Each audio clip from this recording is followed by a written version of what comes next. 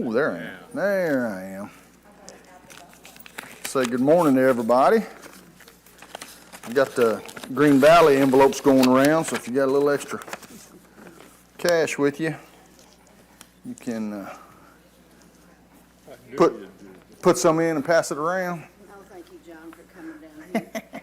Well, I seen Freddie was having to pay, so I thought I'd at least carry it down there for him. We're going to be in Mark chapter 9 this morning. Yeah, we're going to have to get Green Valley to get some kind of remote payment thing where we can, for those that don't carry cash, which I don't even have a debit card. So yes, yeah. Just drop it in there and it'll work. You sure write the pin on the back. Yeah, so I don't even have a debit card, so I wouldn't know how that works, but I just haven't got there yet. I'm still trying to get my cell phone figured out, and that won't ever happen, so anyhow, I can use it to call and look up stuff, and so all righty. So we're in Mark chapter 9. We're going to start in verse 2, but we're going to look back a little bit and see what we've been up to so far through the through the book of Mark, and see how this is all going to come together in Mark 9. So this is the last chapter that Jesus is going to teach his disciples in Galilee.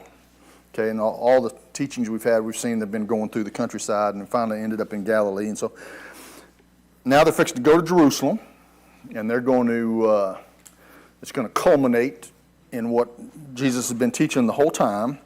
He's going to accomplish the purpose for which he came to the earth. And he's told his disciples what that purpose is. They haven't exactly embraced the idea yet. We learned, last week with Peter, he just said, no, it ain't fixing to happen. So I'm sure he didn't say it exactly like that. He has more of an accent than I do, but he said, that ain't fixing to happen. And so these are the final teachings for his disciples before he goes to ultimately his death in Jerusalem. So this is why we saw last week in chapter 8, there was no there was nothing mysterious. There was no parable. There was no question about what he was saying. In chapter 8, he plainly tells his disciples, the Son of Man must suffer many things and be rejected by the elders and the chief priests and the scribes and be killed, and after 3 days rise again. So we just talked about how the disciples rejected that idea, and Peter said, well, that's not fixing to happen. Pulled him aside, rebuked him, get behind me, Satan, that whole scenario. And so, we find that he's telling his disciples exactly what's going to happen, and there's a reason behind that, because it's fixing to happen, and it's fixing to happen soon, and they need to be prepared for that whole situation. Whether they believe it's going to happen or not, he's trying to prepare them for what's about to take place. Now, before we talk about what's going on right now, we're going to talk a little bit about what's been going on in the Gospel of Mark. So we started out way back in there in Mark chapter 1. We saw Mark say, and this is Mark chapter 1, verse 1 and 2, the beginning of the gospel of Jesus Christ, the Son of God, as it is written in Isaiah, the prophet. Okay, I want us to remember that. As it is written in Isaiah the prophet.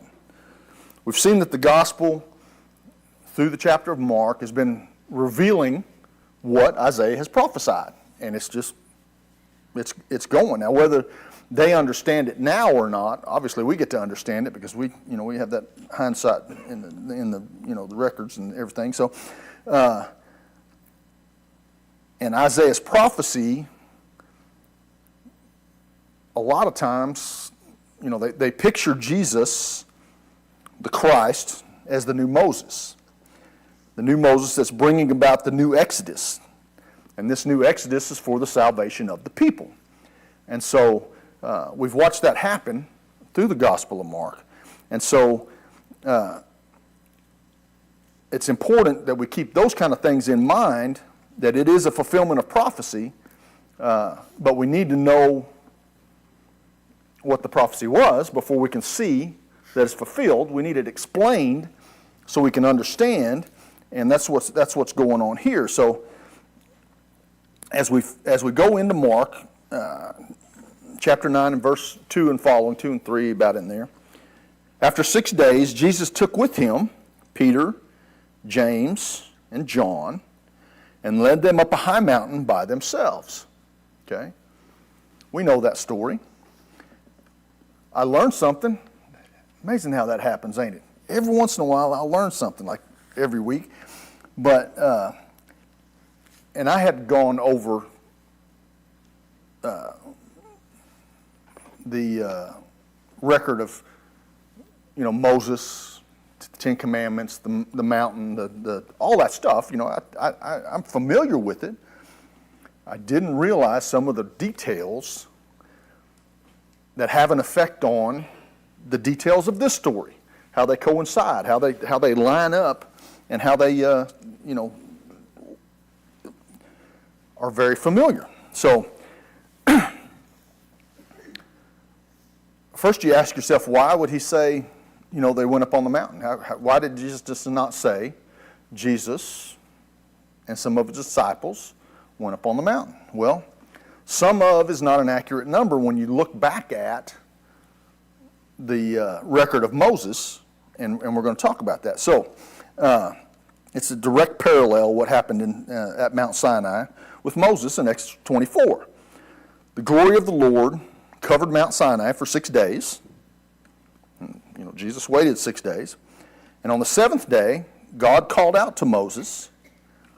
And so we also have, and this is the part that I didn't know, and everybody in here probably knows, and I don't, and I feel left out, and I'm mad at you for not telling me. The events that happened here, when God called out Moses, we also have 3 named individuals going up with Moses on the mountain. Okay? These 3 named individuals are Aaron, Nahab, and Abihu. Nadab and Abihu, Nadab and Abihu. We know the names. So now it becomes more clear as we see 3 going up with Christ, 3 named with Moses. Now there were 70 other elders that aren't named, but there were more disciples in the vicinity that weren't named. So these 3 names. So it's not an accident that Jesus doesn't take all 12 of his disciples with him. He just takes 3. And these 3 were named: Peter, James, and John. And so now as you start to look at the Old Testament record and you start to look at the story that's going on here, it's hard to tell if Peter, James, and John are going to recognize that significance. You don't know. But I do know that when the Holy Spirit comes on them and everything that Jesus ever taught them is explained, they'll know. And so it's interesting because when you when you watch the movie, when you watch the Ten Commandments, Moses goes up on the mountain by himself. So while you read the record in Exodus of what's happening, you read it like you're watching the, I do. I tend to read it like I'm watching the movie, and a lot of the details that obviously aren't in the movie, you miss because you read over it, because your mind has already gone to the end of that portion of the movie, and so you kind of miss it. And so I'm going to blame it on that. I'm going to blame it on Charlton Heston, and why I didn't know that they went with Moses. And so They didn't go all the way up. right, they didn't go all the way up, Part way. but they were in his presence at some point, separated from the people of the Hebrew people. And so now in Mark 9:2-3, and he was transfigured before them, and his clothes became radiant, intensely white, as no one on earth could bleach them. Okay, so that had to have been a sight, and that kind of parallels, Moses when he come down from the mountain. He had to wear a veil because he was so radiant that they couldn't look on him. So we read the word transfigured. We don't really use that word much in our day-to-day conversation, but transformed is another word. So the transformation is explained in verse 3, as Jesus' clothes became radiant, intensely white, white beyond what anybody could, any of those laundry personnel, I guess, you couldn't get them that white. So it's just bright white. So, and that matches the record, what happened to Moses on the mountain in Exodus 34. His face was shining because he was in the presence of the Lord. So the point is, with the introduction to this story or this event or this happening in Mark, it echoes what was going on with Moses. And so the divine glory of Jesus is unveiled for Peter, James, and John to see. Now, I don't know how much of a surprise that would be. And I don't know if they would, like I said, if they would correlate it or match it up with what happened with Moses in history. It would have been something that they would know, but it had to been, well, we find that, they were, the speechless, but there's more that happens here, and this is where I have a lot of questions. Not a lot of questions, but a big question that has always been in my mind when I read this particular portion of Scripture. And so the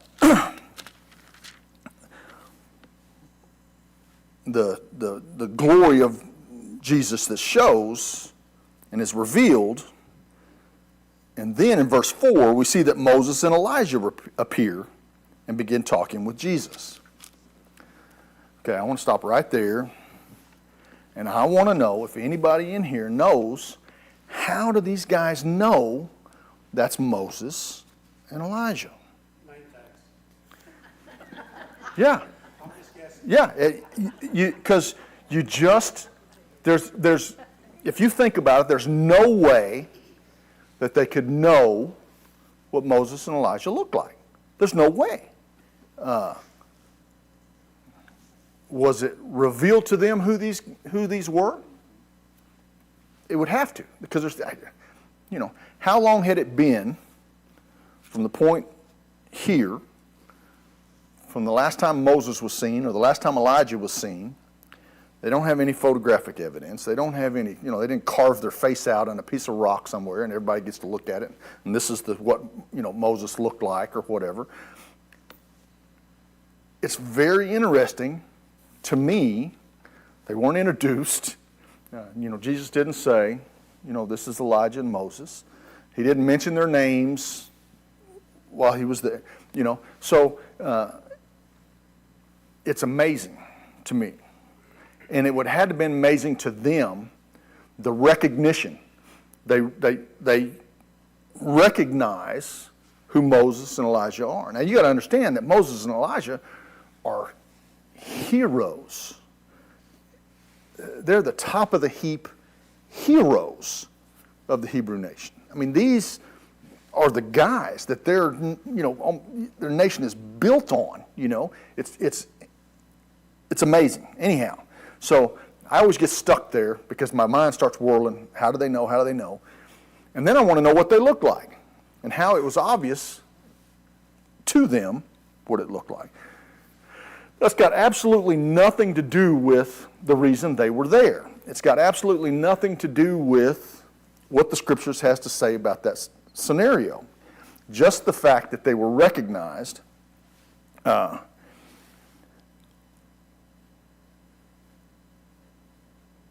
we understand that they were shown in their resurrected state. You know, they were shown in their new glory, the new bodies. And so we need to talk about why Moses and Elijah are there. Okay? Obviously, it's for the disciples that are there, for the three disciples. It's not that Moses and Elijah were adding anything to what Jesus would have to say. They're not coaching him through what's about to happen. They're not, there's none of that going on. It's obviously for the three that were there, and we'll talk about that in a minute. But it also It's been told that God was God of these people, Abraham, for years, so it kind of proves that these people are alive. It's not And that's- God of the dead people. That's exactly right, and that's what we're going to talk about because the impact or this event is not lost on the disciples, and so they're speechless. And Peter finally, he finally speaks up and says to Jesus, "Rabbi, it's good that we are here. Let us make 3 tents, one for you and one for Moses and one for Elijah." For he did not know what to say, for they were terrified. And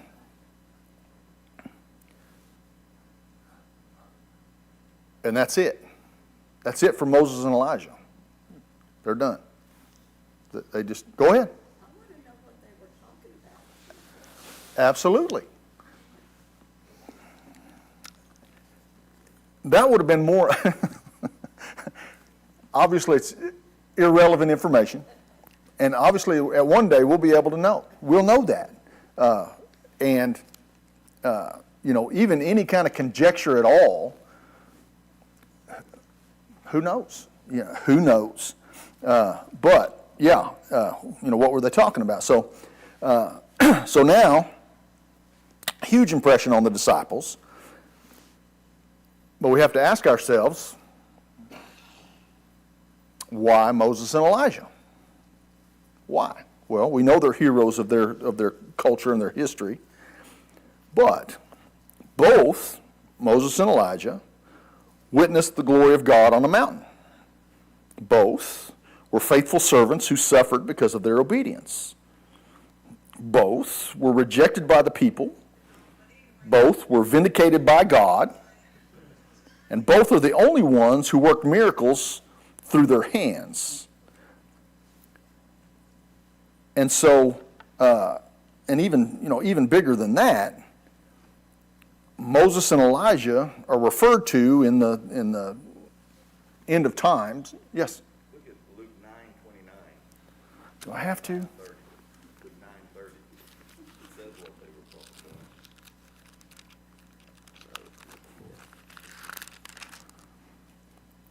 Luke 9:30 31. and 31. And behold, they talked with the two men. Take credit for this. Shelley's one. They talked with 2 men, which were Moses and Elias, who appeared in glory and spoke of his decease, which he would accomplish in Jerusalem. So they were speaking of his death. They were speaking of what's to come. So there you go. See, I learn something every time I come in here. 2 times I've learned things in here.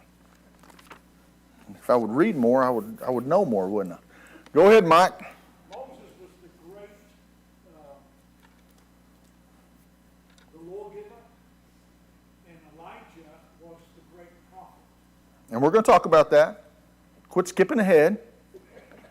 You just make sure the mic sounds good. And we'll try to get through this all. And that's what we're going to talk about. So,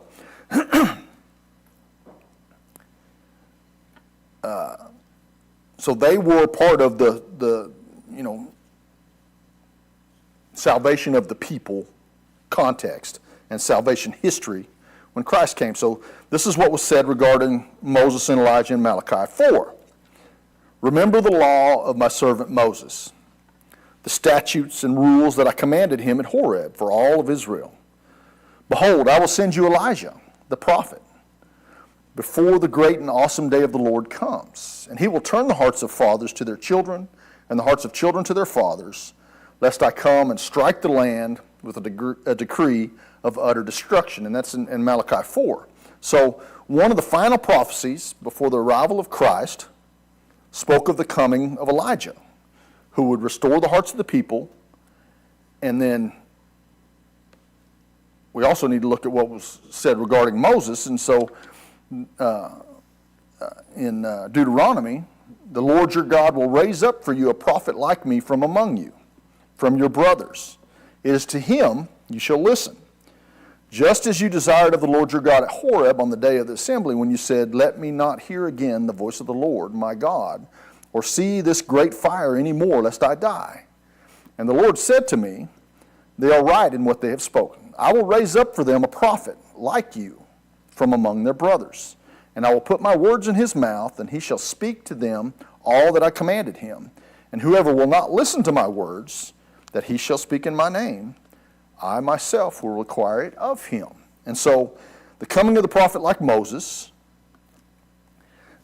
is all tied in with how God came down to the people at Mount Sinai.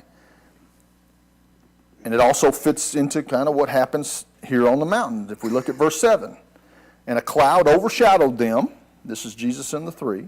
And a voice came out of the cloud. This is my beloved Son. Listen to him. Okay? Now God said that there was going to be a prophet coming that you need to listen to. God just said, this is the guy you need to listen to. So it's the same thing as far as what was said. It's the same thing at Jesus' baptism. And the voice confirms the confession of Peter that Jesus is the Christ. And God's words are in his mouth. Therefore, all are to listen to him. Now, the caveat of that is, if you don't listen, whoever does not listen, God will require it of that person.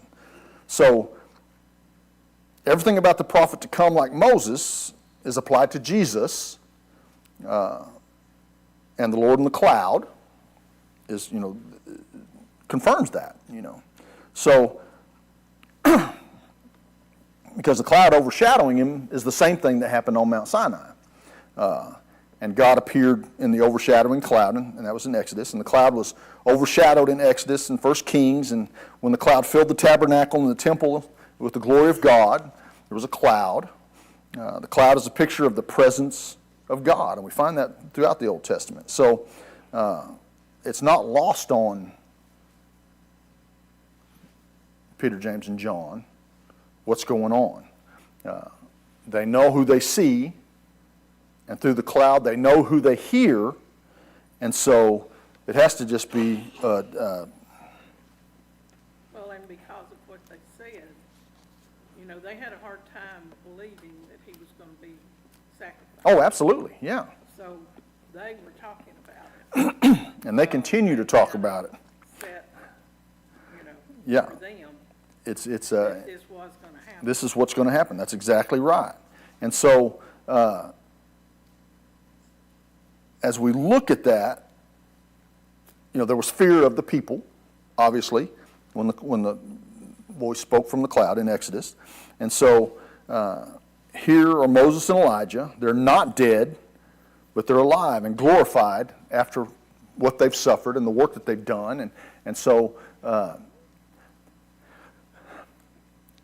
that has to, you would think, that would be a comfort to the disciples in the instance that Jesus, that these things actually do come to pass, that Jesus actually is killed, that they see that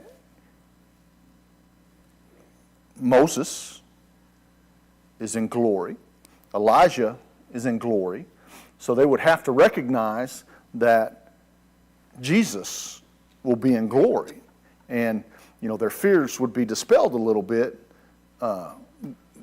Perhaps their understanding of what they thought was going to happen would not be, but they, that would dispel any fears or start to dispel fears of what was going to happen. And so they tell us in verse 6, Mark says that the disciples were terrified and Peter doesn't know what to say. And so you have to think, what do you say? The other two didn't say anything. And so you look to Peter about what he says, and he doesn't know what to say.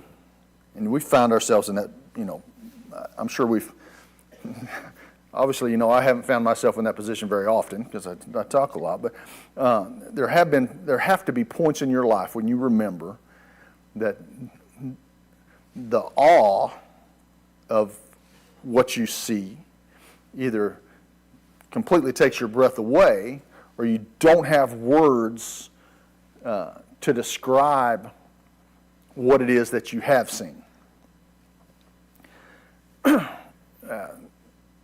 First time we traveled out west, we went to the Grand Canyon, and Melissa was like, it's just a hole in the ground. Why do we have to make an effort to get to this point where we see this hole in the ground? I said, listen, I can't explain it. I don't have words to explain it. But when you see it, you'll know. You'll know.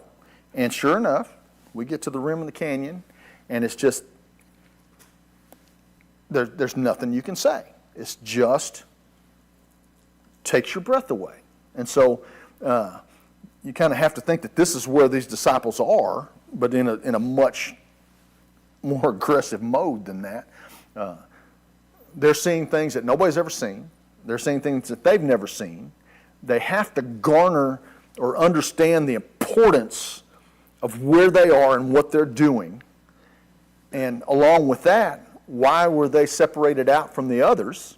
Why are they being what you would consider honored with this view of what's going to happen?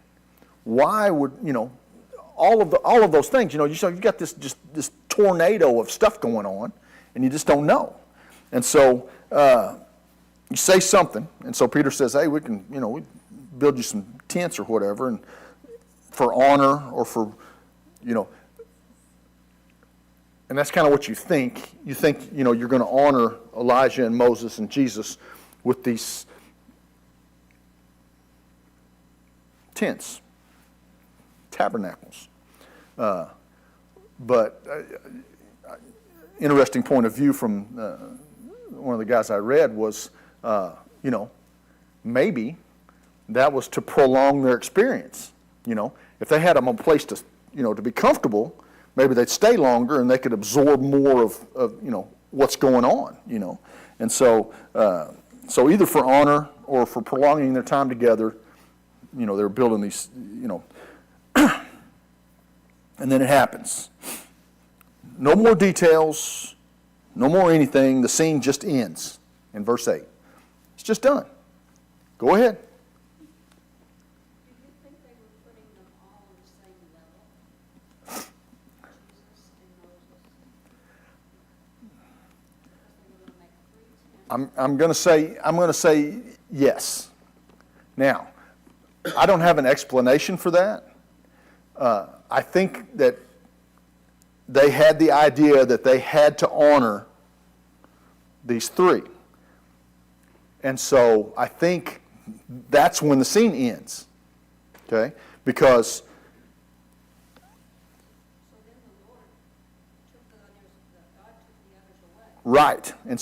And now the focus is all on Jesus, and he's going to explain a little bit about that. So, but yeah, so after verse 8, it's done. So we don't get any other details, and the 3 are no longer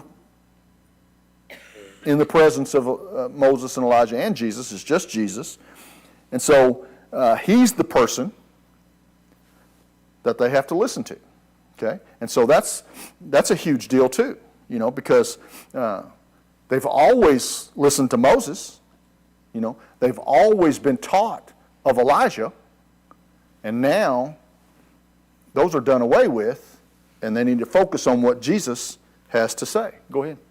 I was just going to say that I realized that in the Mount of Transfiguration there, where they saw the tree, and then they heard the voice emphasizing Jesus, it's God confirming for them exactly who it is, the one and only person that has all authority from the Father. Because he says in Matthew, any other man comes to you in his own name, him you receive. But I come to you in the name of my Father, and you do not receive. Right. So, Yeah, it's just focusing on the importance of Jesus, you know. It's separating Jesus, you know, as the great high priest, the great prophet. You know, this is the culmination of everything you knew with Moses and Elijah. Here we are. This is it. This is who we talked about. This is who you learned about. This is who this is what it's all leading up to. This is it. And so it just confirms the preeminence of Jesus.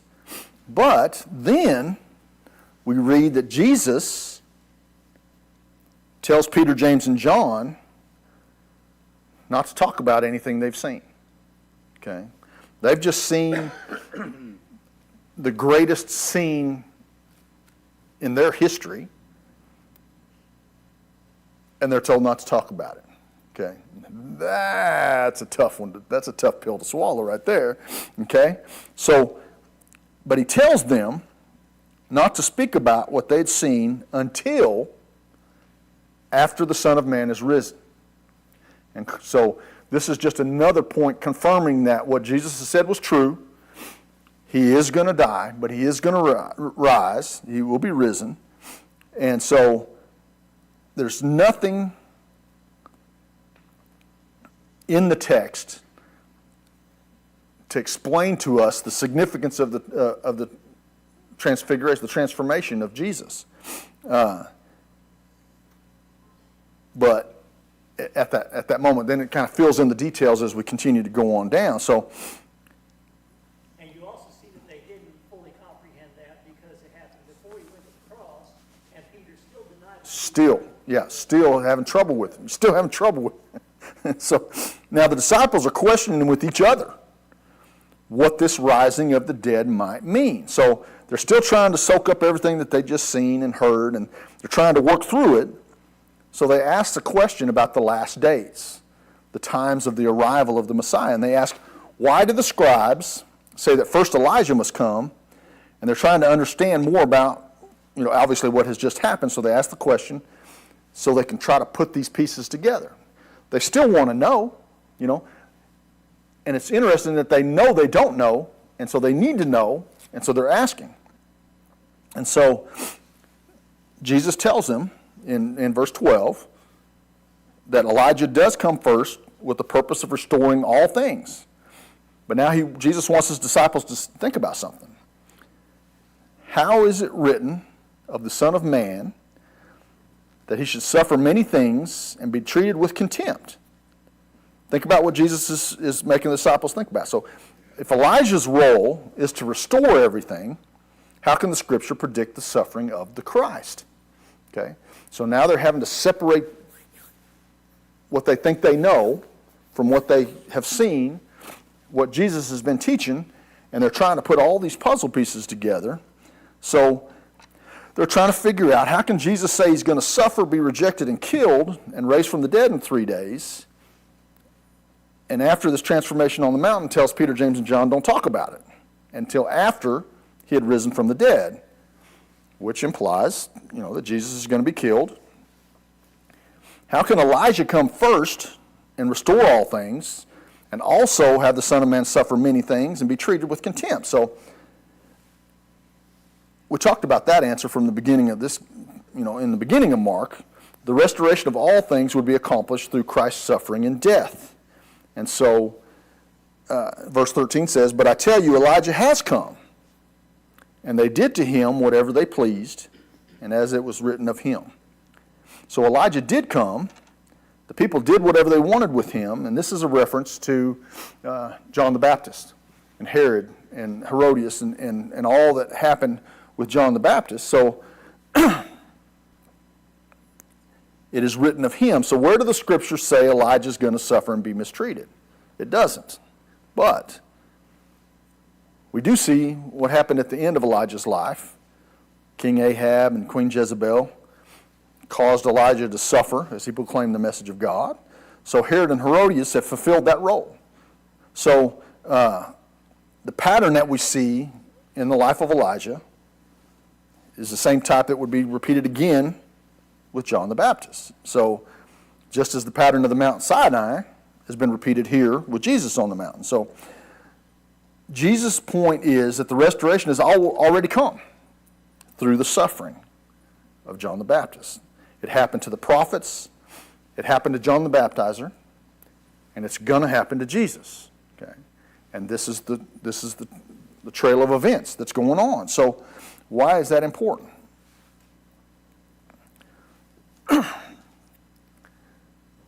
We pull little pieces out that we like, that we focus on. Obviously, I do it because I find stuff that I didn't see before, and that's you know. But we grab and hold of the glory of Jesus through his suffering. The glory comes through suffering, according to God's will.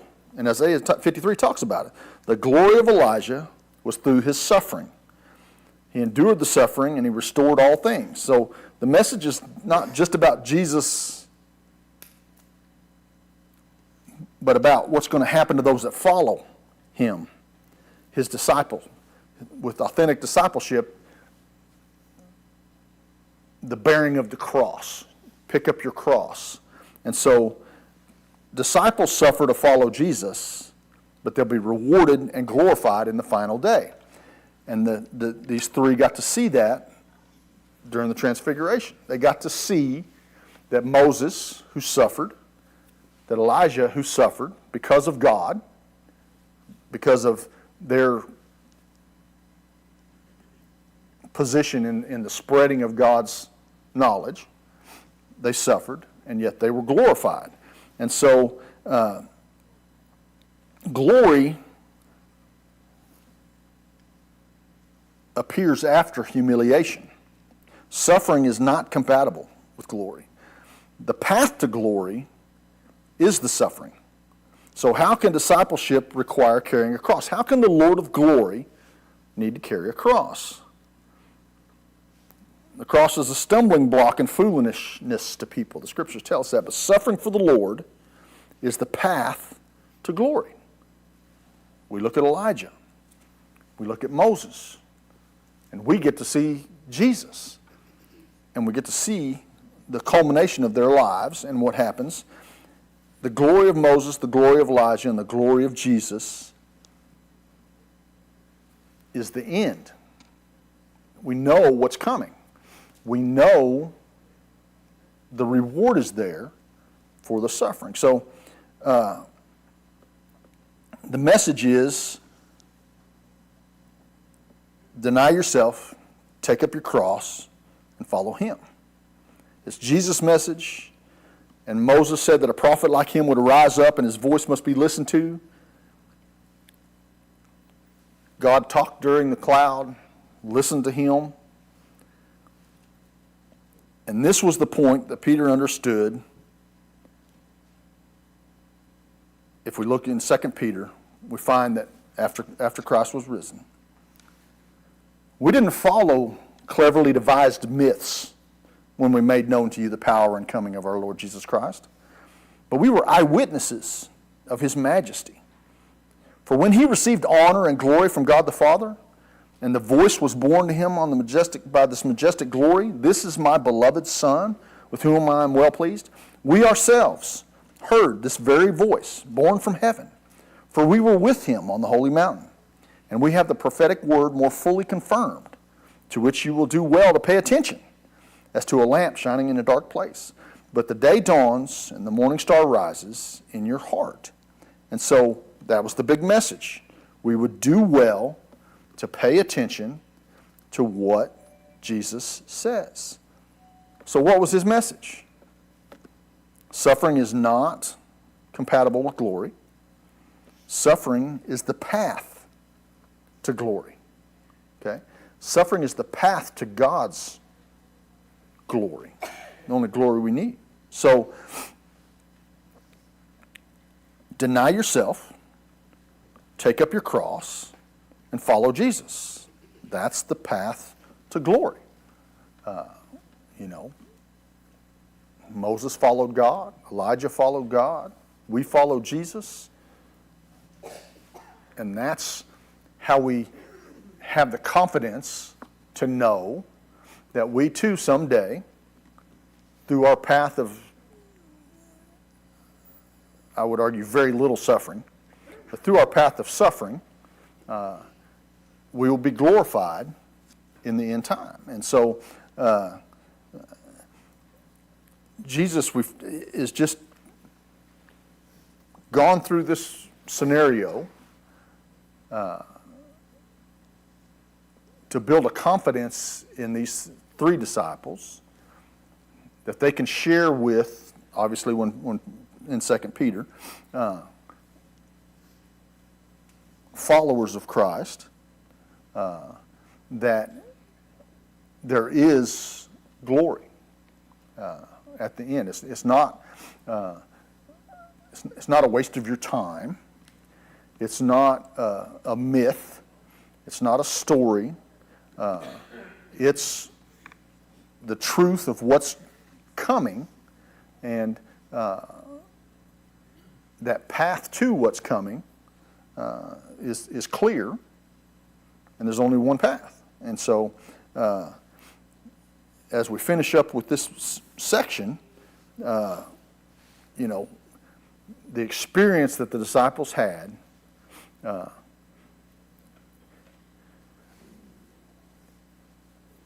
if you take into account all that they've seen, okay, this was the thing that left them speechless. This was the thing that got the most attention, I guess, for them.